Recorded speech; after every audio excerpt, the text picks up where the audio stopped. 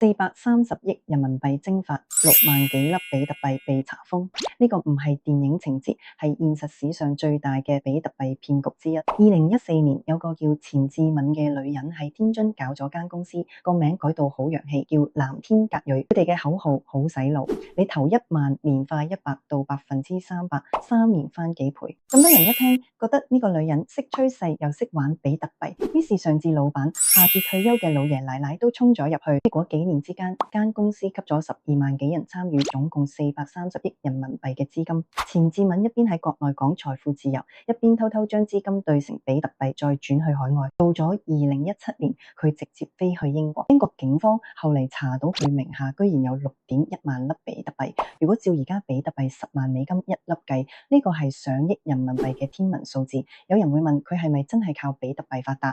唔係㗎，佢靠嘅係人性嘅貪婪同埋永遠有效嘅老話，唔係機會少，係你想要嘅回報太快太高。比特幣係技術革命，冇錯，但俾騙子包裝之後呢，就變成韭菜嘅膜。而真正玩比特幣嘅人，從來唔會承諾收益。佢哋講嘅一係共識，二係算力，三係信任系統，唔係 PPT，唔係3倍利息。錢志敏喺2025年倫敦開庭認罪，呢場長達10年嘅騙局終於落幕。至於嗰啲被騙嘅普通人，好多賣咗樓賠咗身家。你聽清楚，比特幣的確係新時代嘅黃金，但脫離邏輯嘅高回報都係通往同一堂殘酷嘅社會課。